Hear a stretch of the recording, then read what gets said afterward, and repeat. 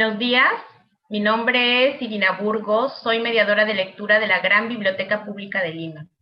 En el marco del Día Universal del Niño, que fue el pasado 20 de noviembre, declarado por la Convención sobre los Derechos del Niño, la Niña y Adolescente, la Biblioteca Nacional del Perú, en alianza con la Fundación SM, ha programado el ciclo de charlas Un mundo para los niños y las niñas, reflexiones sobre literatura infantil y juvenil y derechos de la niñez.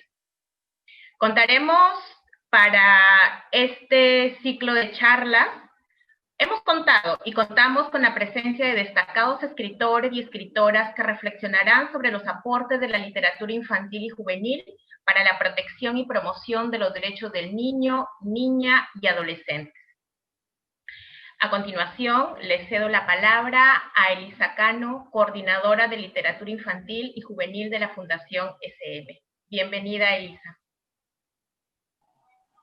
Gracias, Irina. ¿Cómo estás? Hola, Isa, ¿qué tal? Y buenos días a todos los que nos están acompañando del otro lado de la pantalla. Para nosotros es un tremendo gusto. Yo, por parte de SM, mando un saludo y un agradecimiento a todos quienes están escuchándonos y esperando escuchar a Isabel. No le voy a quitar mucho tiempo. Solo quiero destacar lo que mencionaba Irina, SM y Biblioteca Nacional del Perú. Tenemos una alianza que ya lleva varios años, todos los años que SM tiene en el Perú. La acción que hizo fue establecer esta alianza en aras de poder trabajar juntos en el fomento de los autores, de la literatura peruana y de los autores locales, para de aquí a algunos años tengamos un corpus robusto de calidad, de producción literaria para la infancia y la juventud. Entonces, trabajamos en ello y cada vez estamos inventándonos todo tipo de acciones de difusión y mediación para poder atender a todos los maestros, mediadores y, ¿por qué no?, por supuesto, familias, y conversar, reflexionar en torno a temas importantes. En este caso, como bien decía Irina, hicimos este ciclo de charlas con motivo de esta fecha tan importante, la Declaración de los Derechos de los Niños y las Niñas.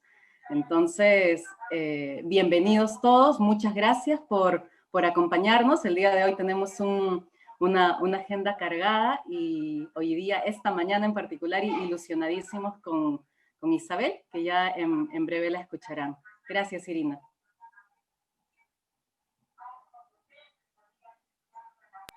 Muchas gracias a ti, Elisa, y efectivamente de eso se trata, sobre todo en un contexto tan complicado en el que nos encontramos. La palabra acoge, la palabra conmueve y la palabra también nos abriga. Necesitamos mucho de caricias verbales, de caricias lingüísticas. Y efectivamente se trata de ir alimentando el corpus de la literatura infantil y juvenil de calidad. Muy bien, ahora tengo el placer de presentar a Isabel Menéndez y Bárcena, quien va a compartir con nosotros la charla Los niños tienen derecho a escuchar historias, el poder de los relatos. Isabel, ¿quién es Isabel? Isabel nació en Lima, es educadora, narradora oral y escritora. Estoy segura que muchos quienes nos siguen en este momento en el Facebook la conocen, la han escuchado. Isabel cuenta con más de 10 libros publicados para niños y jóvenes en diversas editoriales. Su carrera literaria inició en el año 2012, cuando resultó finalista del premio SM El Barco de Vapor con su obra La Cana de Firulata. A la fecha ha ganado importantes menciones en el Perú y en el mundo como autora. 2 de sus libros forman parte de la lista de honor IBI Internacional de 2019. Por supuesto, sus publicaciones han viajado ya a otros países de Latinoamérica. Bienvenida, Isabel. Gracias por estar aquí y te escuchamos. Muchas gracias, Irina. Gracias, Elisa. Gracias a la Biblioteca Nacional del Perú y sobre todo gracias a la editorial SM. Estoy muy contenta de estar esta mañana con ustedes compartiendo algo que me apasiona, contar cuentos y escribirlos. Me parece sumamente importante que los niños escuchen historias. Y siempre digo, los niños tienen el derecho de escuchar historias, pero también nosotros el deber de contarlas y el deber de transmitirlas. Está comprobado que en los primeros años de vida el niño adquiere potencia y desarrolla todas sus habilidades cognitivas. Esta etapa de la primera infancia, donde ellos pueden formarse y formar su cerebro, es sumamente importante, porque esto va a hacer que el niño eh, pueda ser el futuro ser humano de mañana, ¿no es cierto? El adulto de mañana, porque en esta etapa donde él absorbe todo lo que tiene a su alrededor y en su medio ambiente, va a ser lo que va a constituir el hombre en el que se va a convertir o la mujer en la que se va a convertir. Entonces, si nosotros empezamos desde pequeñitos fomentando la lectura y contándole cuentos, es muy probable que los niños, muy probable digo, porque no necesariamente es así, pero es muy probable que ellos se conviertan en futuros lectores. Pero hay un problema, que no estamos dándole la importancia a los cuentos, a la lectura, ni a la narración de historias en esta etapa. Recién estamos trabajando en esto, recién se están abriendo espacios. Hablo de recién, de unos 8, 9 años atrás, 10 años atrás, donde se ha incrementado el tema del fomento a la lectura. Tenemos dentro de la currícula perdón, está pasando un helicóptero. Yo lo escucho fuertísimo, no sé ustedes. En esta etapa tan importante, recién estamos trabajando el plan lector, están entrando los libros, unos buenos libros de calidad, pero no es suficiente. No es suficiente con tener un plan lector en el que trabajemos 4 o 5 libros. Yo estoy convencida de que la narración de cuentos debería ser diaria en el aula, porque a través de las historias, como bien decía Irina en un comienzo, la palabra acaricia, la palabra te apapacha, te mece y te llena de imágenes y de historias y alimenta el alma. Entonces yo creo que es muy importante que los niños tengan esa opción de escuchar cuentos, escuchar historias diariamente.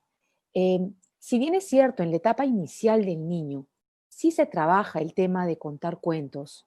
Claro, aunque muchas veces, y les cuento porque me ha sucedido, que cuando programaba en el nido donde trabajaba todos los días un cuento y presentaba mi programación semanal o mensual a la coordinadora o a la directora, me decía, saca los cuentos, muchos cuentos, estás contando muchos cuentos, pon esta actividad que es más importante. Y dentro de mi cabeza era un signo de interrogación gigante que me decía, ¿qué? ¿Qué me estás diciendo? Porque para mí, y creo que para la mayoría, es muy importante que los niños cuenten cuentos, perdón, escuchen cuentos. Entonces, cuando ella me decía esto, yo me conflictuaba. Y claro, no hacía mucho caso a lo que me decía porque yo igual seguía contando cuentos todos los días, porque me parecía importantísimo y me sigue pareciendo importante. Em, Dentro de mi trabajo de educadora, siempre sentí fascinación por las historias, por la música, por el arte en general, pero sobre todo por las historias. Y después de mucho tiempo de trabajar con niños, pude llevar mi primer taller de narración, que fue con François Valeix, un narrador francés que radica en el Perú. Y recuerdo claramente que él dictó ese taller el último año antes de irse a vivir por un tiempo a Francia para llevar un doctorado, y abrió un taller para docentes.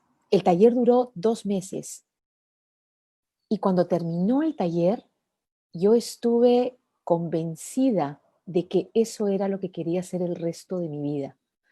Terminé el año escolar, renuncié al nido donde trabajaba y armé un proyecto de fomento lector. Empecé a tocar la puerta de los colegios, les encantaba el proyecto, pero claro, yo quería cambiar la currícula educativa y que incluía los cuentos dentro de la currícula, ¿no es cierto?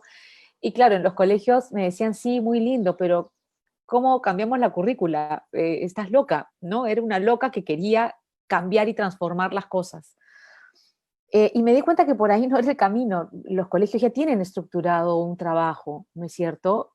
Y para ellos y para el colegio, para la educación, es muy importante los demás cursos. Pero para mí también es muy importante la narración y que se escuchen historias. Entonces, viendo mi trabajo, dije, bueno, tengo que comenzar por el principio.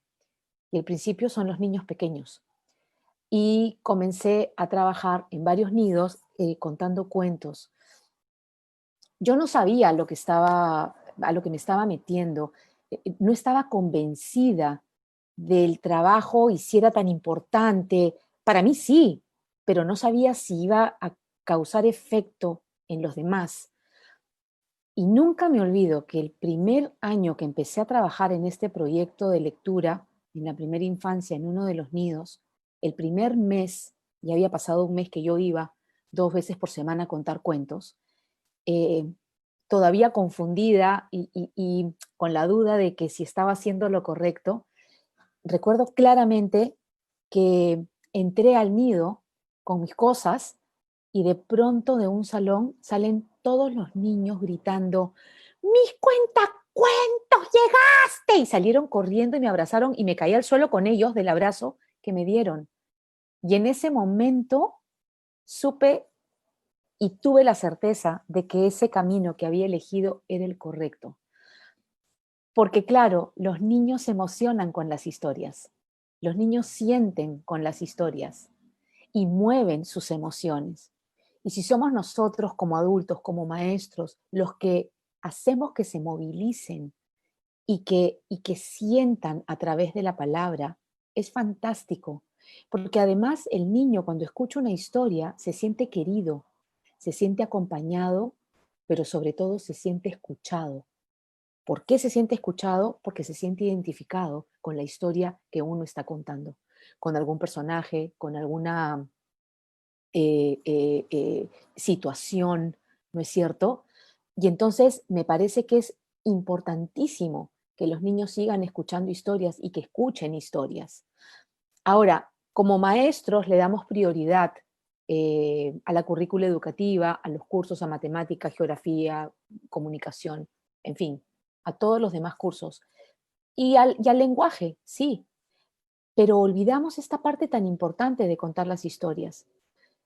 Yo estoy también convencida de que si nosotros contaríamos cuentos todos los días en el aula, no estoy hablando de hacer un espectáculo de narración, estoy hablando de contar un cuento, leer un cuento en voz alta. Si lo hacemos diariamente, estoy segurísima que esa prueba PISA de la que tanto nos quejamos y nos sorprendemos por los resultados cambiaría radicalmente.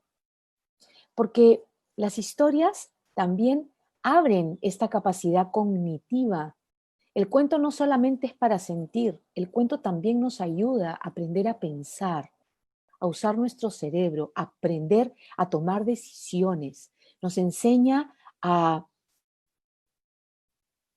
poder decir lo que pensamos, a poder hablar, a poder opinar, a poder discernir. Los cuentos ayudan a que el niño desarrolle todas sus habilidades cognitivas, sensoriales y emocionales. Entonces, no es simplemente un cuento. No es que, ok, lo dejo para mañana y ya mañana tendré tiempo de contar. Y si no tengo mañana, no importa, porque tengo que terminar este curso, tengo que terminar esto, tengo que hacer bolitas, tengo que hacer los puntitos, tengo que hacer que el niño siga una secuencia. Pero no nos estamos dando cuenta que los cuentos trabajan justamente todo eso.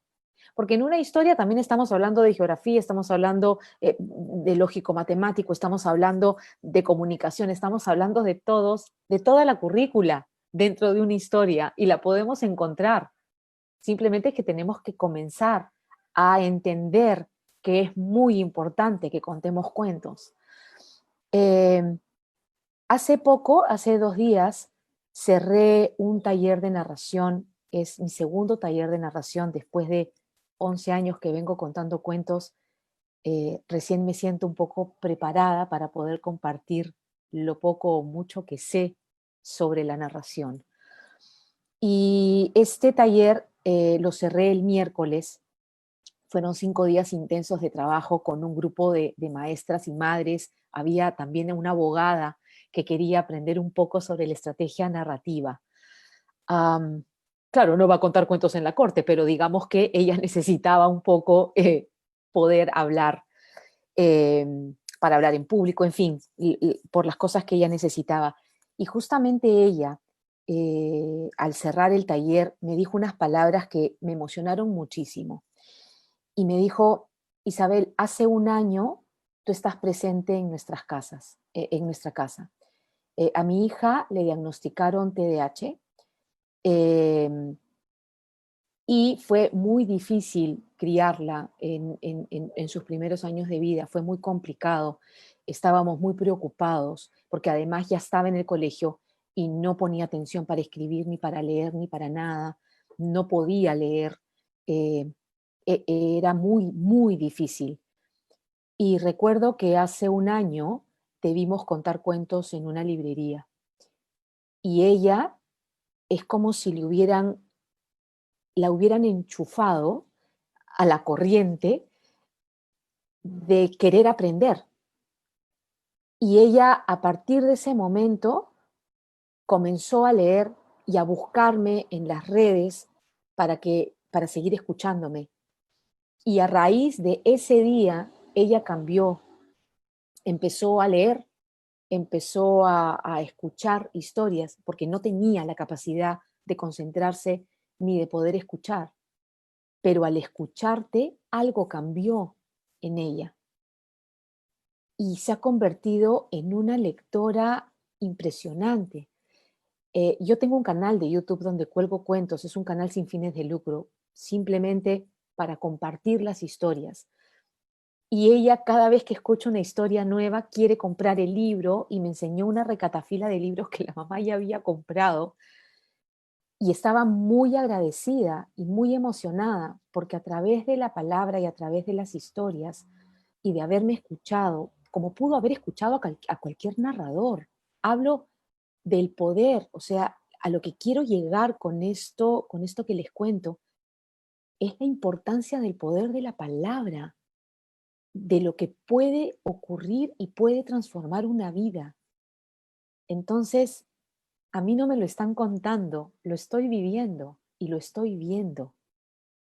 Sé que es importante, lo veo, lo escucho, lo veo en mis niños cuando les cuento cuentos, en lo que me dicen, en cómo hilan las historias que conté hace como 3 meses y las recuerdan y las traen al momento actual.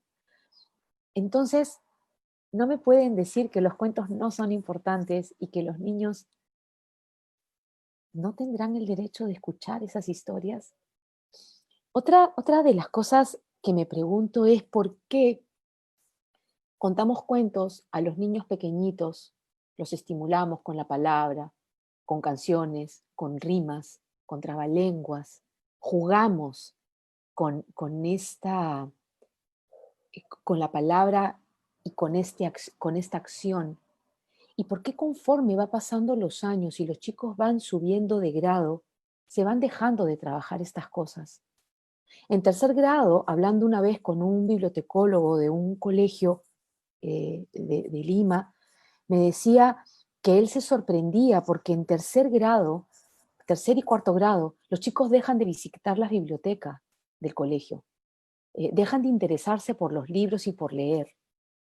O simplemente leen porque hay un concurso en el colegio que el que lee más libros gana un premio y no asimilan lo que están leyendo, simplemente lo leen porque tienen que leer, porque tienen que ganarle al compañero y lo convierten en un acto competitivo. Y entonces yo, pensando y conversando con él y reflexionando sobre esto y de por qué los chicos dejan de ir a la biblioteca, claro, porque les dejamos de contar historias, dejamos de hablar de los libros, dejamos y simplemente nos enfocamos solo en los libros del plan lector, pero tampoco los dejamos elegir, porque quien elige los libros es la maestra, y en muchos casos, lamentablemente, lo eligen por medio de un catálogo que miraron y dicen qué lindo, ya está, pero no se toman el tiempo de leer esa historia. Ahí radica el problema, que los profesores muchas veces no leen los libros y no leen por placer. Yo en varias charlas que he tenido con maestros, lo primero que pregunto es, ¿ustedes leen por placer? ¿Pueden por favor levantar la mano? ¿Quién lee por placer? Y de una sala de 100 personas, solo son 5, máximo 8 o 9 personas las que levantan la mano. Entonces, me pregunto, si nosotros no leemos, ¿cómo podemos fomentar la lectura? ¿Cómo podemos tener estrategias para fomentar esta lectura, para fomentar que el niño ame la lectura? ¿Cómo podemos llegar a ellos si nosotros no nos alimentamos también de la palabra? Con esto solo quiero decir que tenemos que cambiar esta perspectiva que tenemos sobre los libros. Tenemos que perderle el miedo a la lectura y sobre todo tenemos que leer para poder nosotros fomentar la lectura en otros, porque la lectura es algo que se contagia, es el acto de leer se contagia. El niño ve a sus padres leer o al maestro leer. Hablamos sobre los libros que estamos leyendo, no con preguntas técnicas que van a ser parte de una nota. No, hablar sobre el libro, sobre los personajes, qué va a pasar mañana, qué pasará en esta historia, el personaje va a subir la montaña o no la va a subir, qué creen que va a ser, y empezar a despertar en los chicos y despertar en ellos preguntas sobre la historia y compartirla y compartir. Una maestra me decía, pero mis chicos a esta edad ya no quieren leer en tercero o cuarto grado, no quieren leer los libros. Y entonces es difícil. Y yo les pregunto, ¿y si ellos no quieren leer los libros, no te has puesto o como meta o tener la idea de leer tú el libro en la clase y leer el capítulo tú? Los niños necesitan a veces que alguien les lea y están cumpliendo la misma función, el que ellos lean o que les lean, porque van a asimilar la historia y van a atenderla. Pero si es alguien, un adulto, a quien además ellos admiran, son las personas quienes les leen y les comparten las historias, se sienten mayormente o de una manera más vívida y sienten que los escuchan y que los quieren.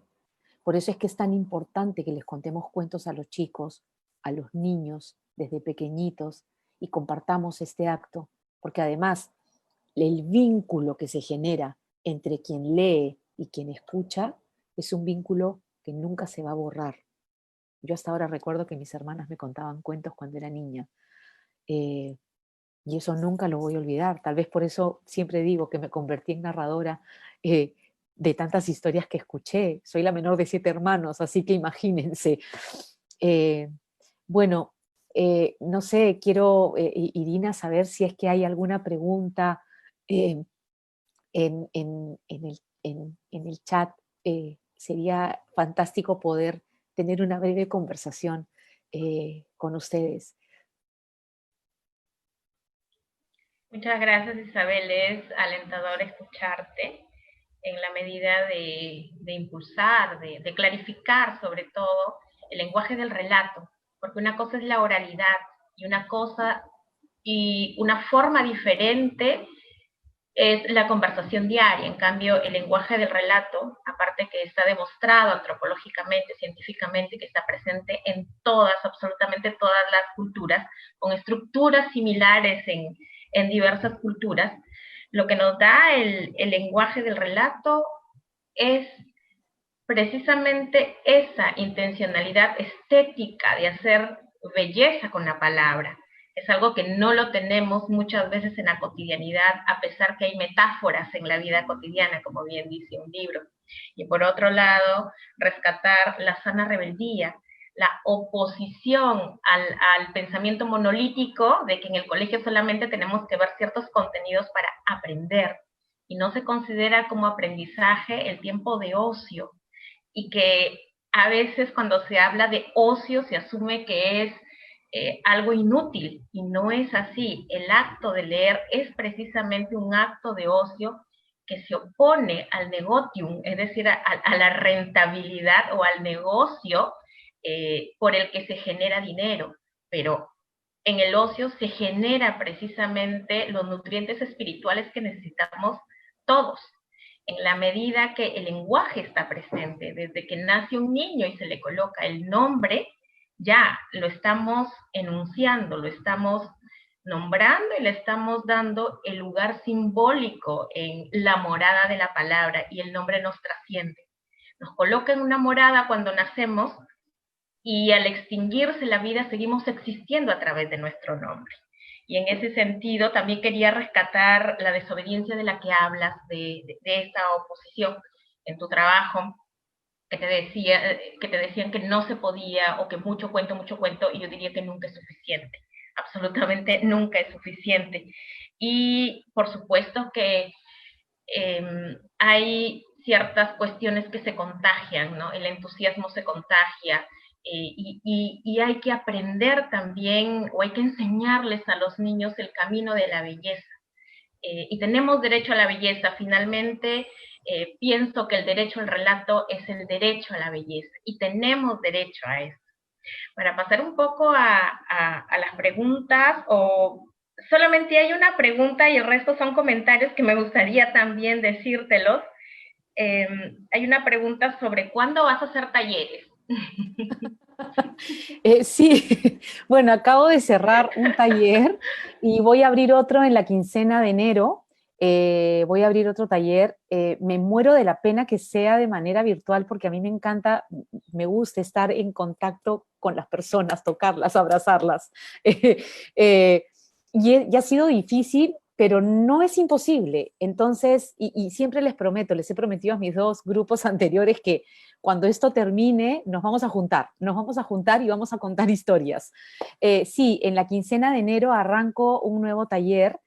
Son 5 días de taller, así que pueden seguirme en Te Cuento un Cuento con Isabel Menéndez en el Facebook o en Instagram, o en mi Facebook, que es Isabel Menéndez y Bárcena, y estar atentos a las publicaciones. En la quincena de diciembre voy a colgar el brochure para que puedan ir viendo, y si es que les interesa conectarse.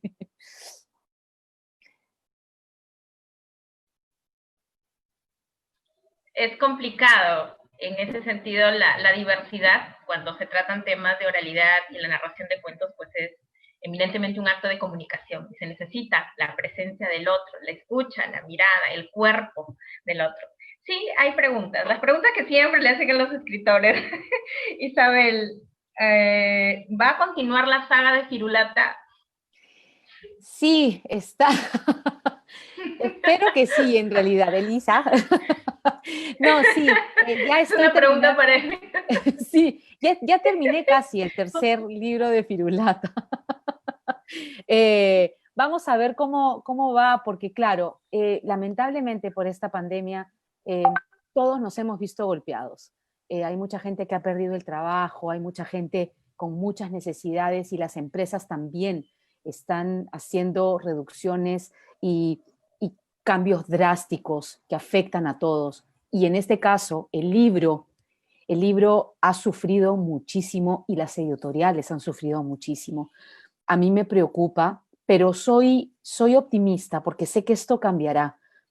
Ahora, hablando de esto, y claro, porque las editoriales tienen que ver qué publican y poner énfasis en lo importante. Claro, no digo que no sea importante, pero son muchas cosas importantes.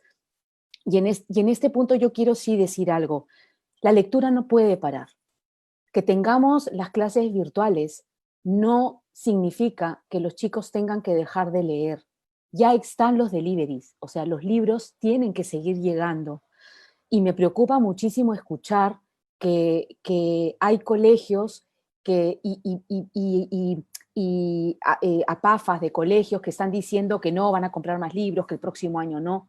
Y me parece una locura, me parece terrible que los padres empiecen a pensar de esta manera cuando es ahora más urgente que nunca formar lectores para que los chicos puedan tomar buenas decisiones en un futuro. Lo estamos viviendo.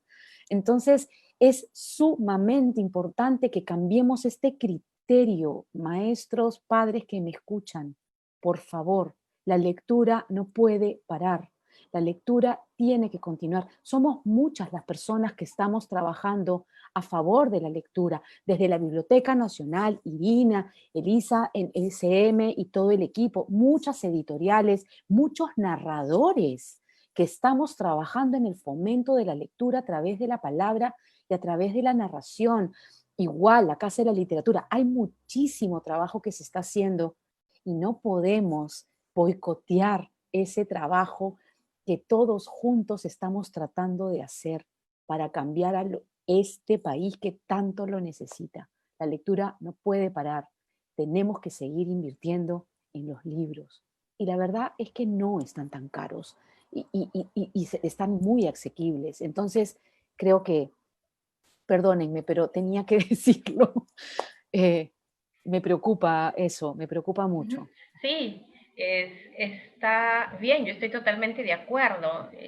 Justo recuerdo las palabras de Michelle Petit cuando dice, entre más difícil es el contexto, entre más violento, más vital resulta mantener espacios para el respiro, el ensueño, el pensamiento, la humanidad, espacios abiertos hacia otra cosa, relatos de otros lugares, leyendas o ciencias, espacios donde volver a las fuentes, donde mantener la propia dignidad. Qué belleza. Exacto. Y de eso se trata, ¿no? Nuestra cultura, y el libro forma parte de la cultura, es nuestra dignidad. Isabel, tenemos más preguntas. ¿Hay momentos claves para poderles contar cuentos a los niños? Es decir, a veces hay niños muy inquietos y que se distraen fácilmente o no quieren escuchar. ¿Cómo podríamos actuar ahí? Eso es muy interesante. En realidad, los niños que están muy inquietos y que están moviéndose todo el tiempo, no quiere decir que no estén escuchando. Y recuerdo claramente que yo tenía en el salón, cuando trabajaba de docente, un niño que era muy movido, siempre terminaba parado en las mesas. Era una cosa impresionante. Y recuerdo que el momento del cuento, yo me sentaba con ellos en la alfombra y claro, es un hábito que se va formando. Al comienzo van a estar muy movidos, pero luego, conforme uno va contando las historias, ya saben que ese es el momento de escuchar. Y entonces saben que es el momento del cuento. Y es poco a poco, paulatinamente. Y este niño, cuando yo contaba el cuento, corría por todo el salón, a veces se metía debajo de la mesa, ponía los pies hacia arriba, jugaba con sus manos o con lo que tenía. Y a mí me sorprendía porque yo terminaba de contar el cuento y él venía a hablarme de la historia que acababa de contar. Entonces, los niños escuchan eso de que, ay no, acá es muy chiquito, no entiende y yo hablo todo lo que pueda y lo que quiera. No, los niños escuchan, te están escuchando. Entonces, no tengan miedo. Cuando yo empiezo el proyecto, tengo el proyecto de cuentos en el aula y entro a todos los salones del jardín infantil a donde voy, desde 1 año hasta los 4. Obviamente que los niños de 1 año y meses al comienzo no me escuchan, es más, cuando yo entro lloran, porque soy una persona ajena a la clase, ¿no es cierto? No soy la profesora que está ahí todo el día y que ven todo el día. Entonces yo entro y lloran. Durante las primeras semanas es así. Durante el primer mes casi no me escuchan. Segundo mes ya algunos se sientan. Cuarto mes, quinto mes, todos están sentados escuchándome porque se formó un hábito. Ok, sí, eso. Así que no tengan miedo, poco a poco, conforme van leyendo. Y el momento, en realidad, no es un momento que ustedes, es el momento que los vean con ganas de escuchar, ¿no? Puede ser al volver del colegio, como del recreo, o en la mañana. Y para los más grandes, yo les recomiendo entrar al salón sin decir nada y simplemente entrar, o sea, sin hablar del tema que van a tocar. Entran por la puerta y dicen, había una vez, y esas palabras son mágicas porque todos se callan y te escuchan. Y una vez que terminas tu relato, comienzas con tu clase. En ese momento ya tienes a todos los niños escuchándote.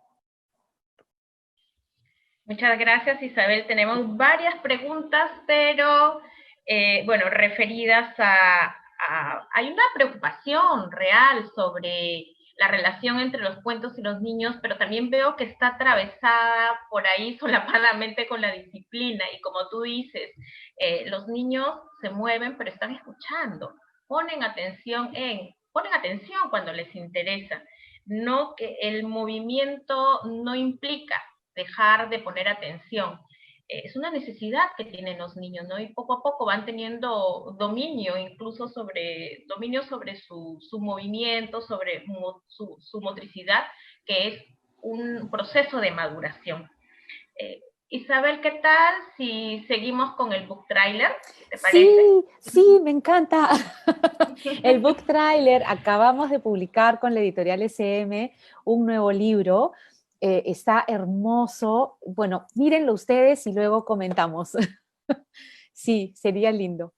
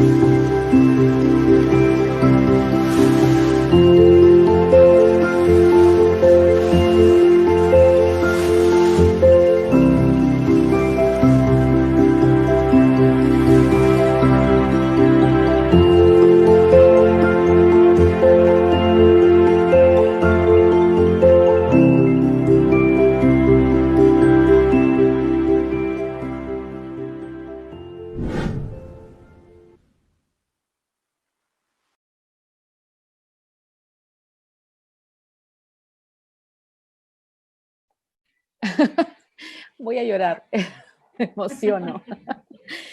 Sí, es un libro que le tengo mucha ilusión y mucho cariño. Es sobre la amistad, sobre las diferencias, sobre el ser distinto, que es tan importante. Y justamente las historias generan también la empatía, tan necesaria ahora, me parece importante. Y esta historia justamente sobre aceptar al otro como es y tener empatía por el resto.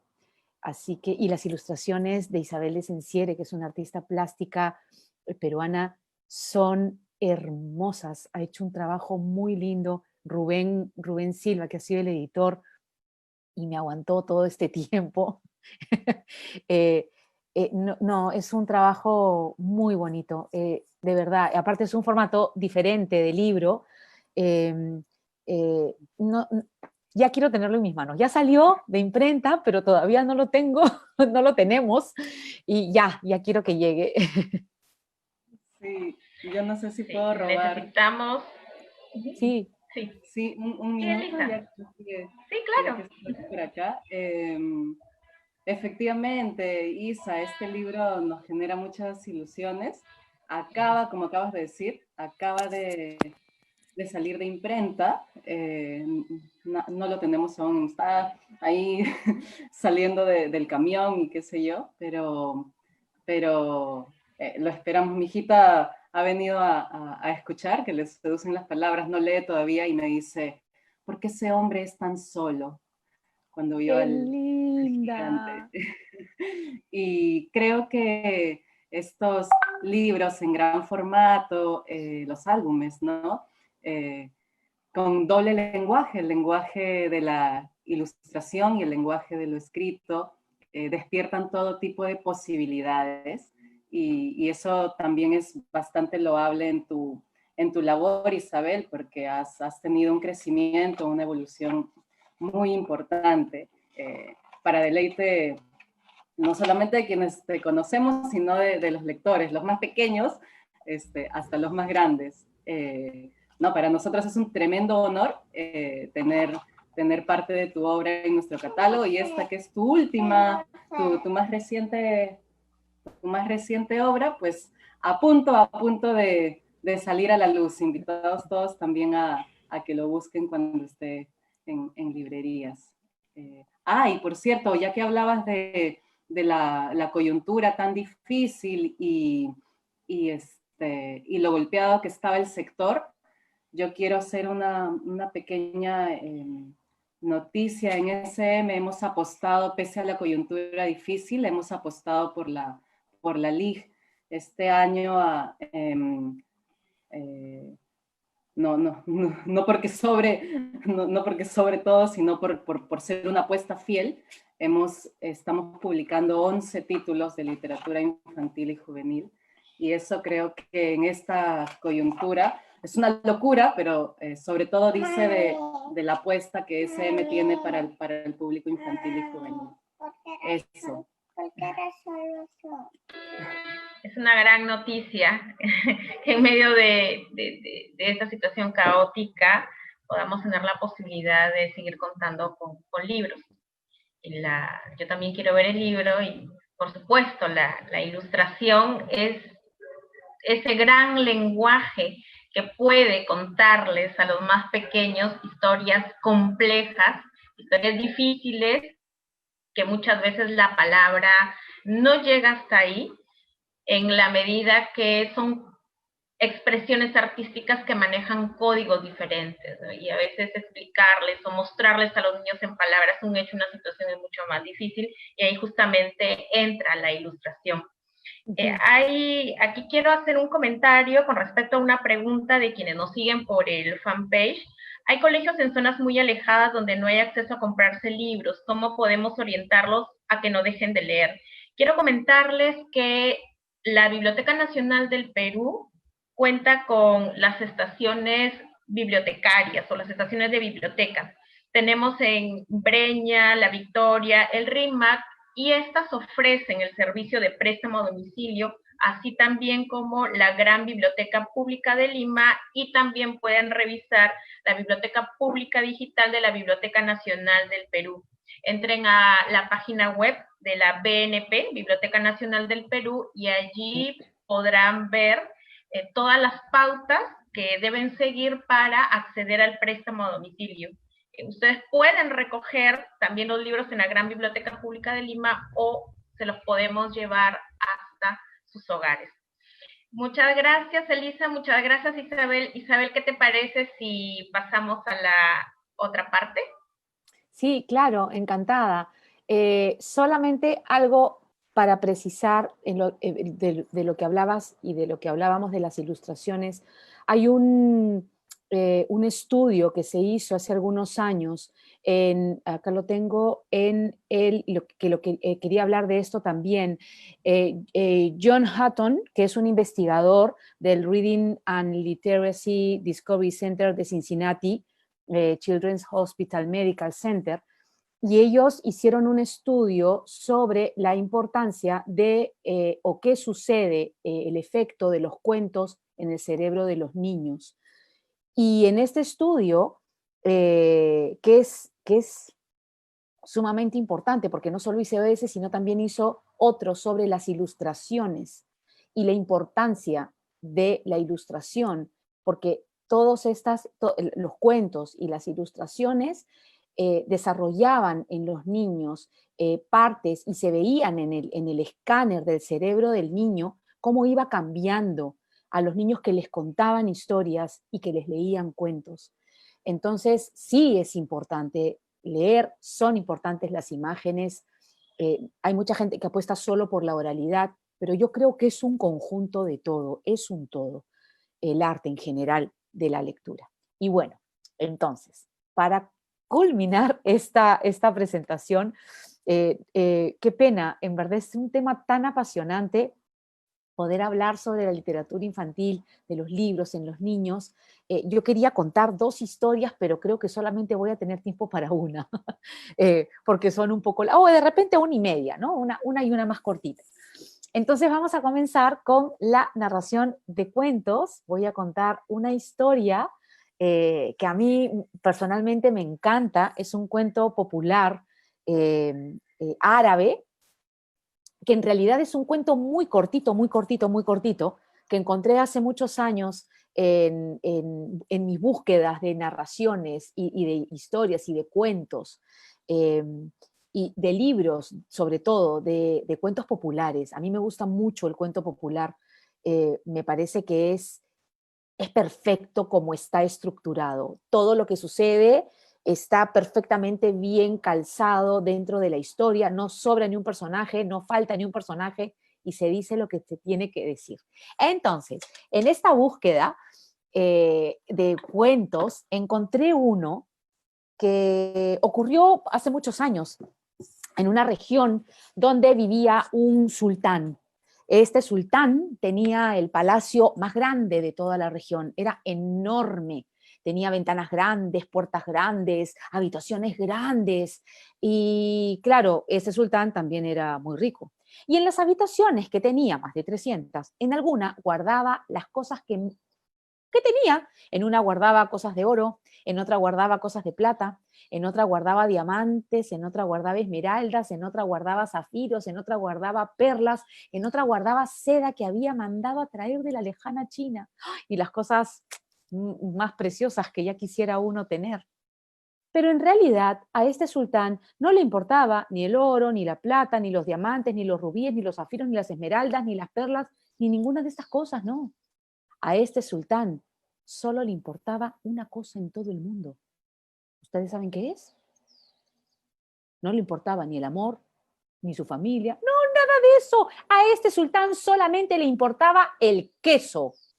Sí, el queso. Y tenía la habitación más grande del palacio repleta de quesos que había mandado a traer de todas partes del mundo. Tenía queso Edam, queso manchego, queso gruyère, queso de cabra, queso brie, queso cottage, queso emmental, queso fresco, queso mozzarella, queso de cabra, queso de hormiga, ¡ah! Y todos los quesos que ya quisiera el mejor conocedor de quesos tener consigo. Pero un día este sultán llamó al visir y le dijo: visir, mis quesos. Y el visir venía corriendo con una bandejita pequeñita, pequeñita, con un montón de pedacitos de queso y galletitas. Y el sultán tomaba un pedacito de queso, lo ponía sobre una galletita y crunch. ¡Qué delicia!, decía. Tomaba otra galletita, otro trocito de queso y crunch. ¡Qué sabroso!, decía. Y así se iba comiendo los quesos. Hasta que se dio cuenta que hay alguien más a quien le gustan los quesos. ¿Saben a quién más le gustan los quesos? ¡Sí!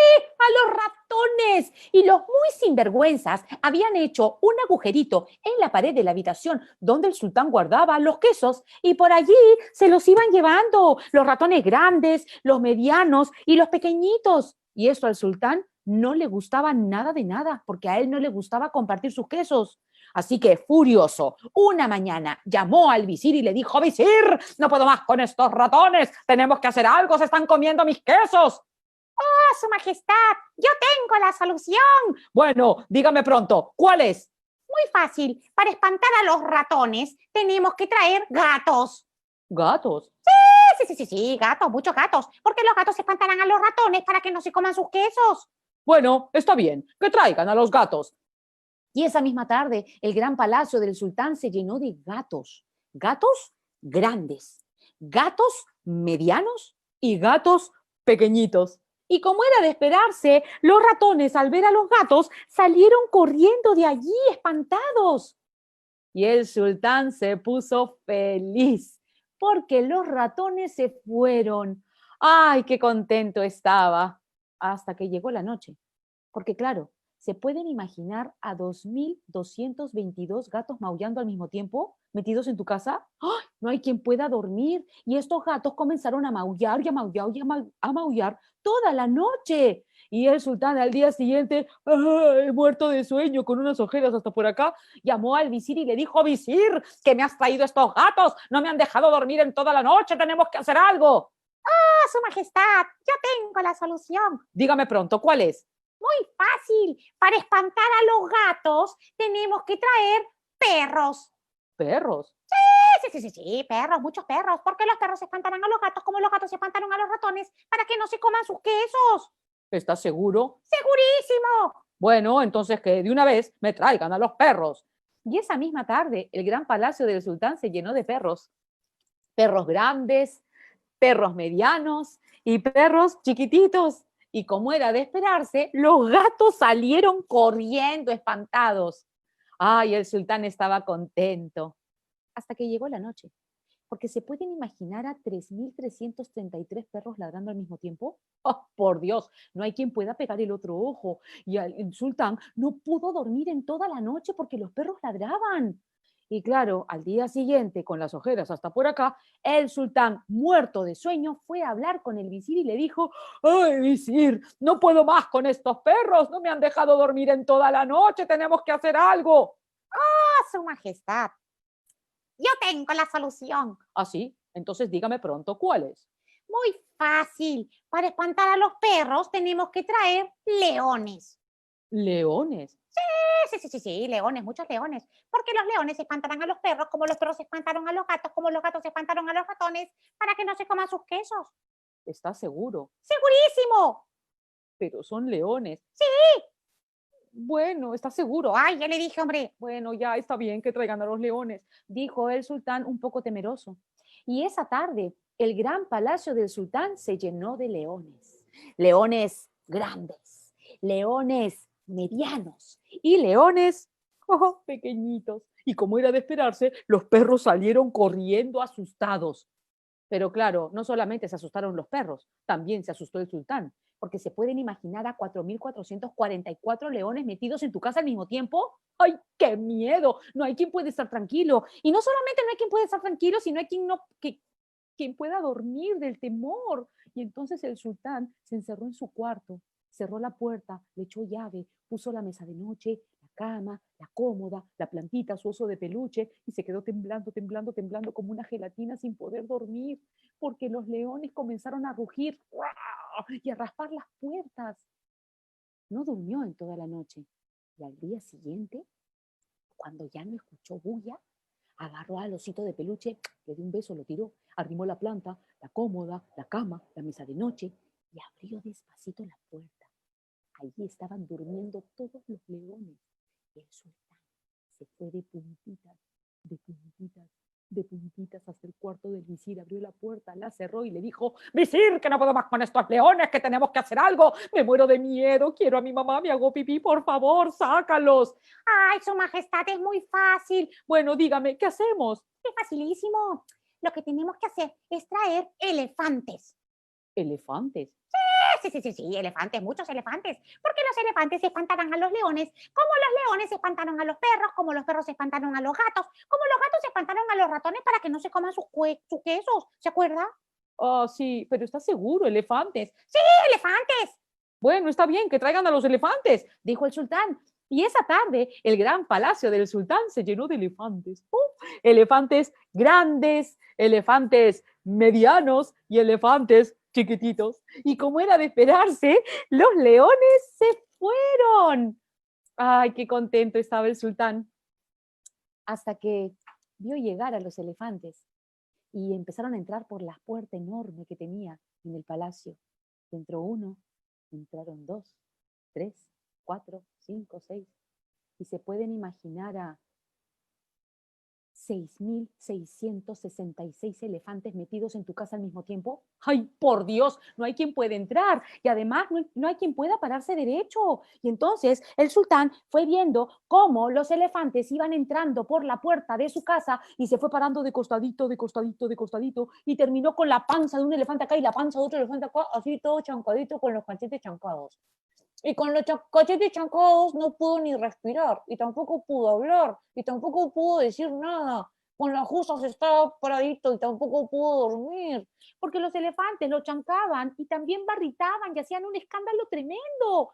Así que el sultán, furioso y todo chancado y apretujado, al día siguiente llamó al visir y le dijo: visir, visir, tenemos que hacer algo con estos elefantes que no me han dejado dormir en toda la noche y me están apachurrando mis cachetes. Y el visir, que estaba en su habitación, también chancado con la panza de un elefante acá y la panza de otro elefante acá, gritó: ¡Oh, su majestad!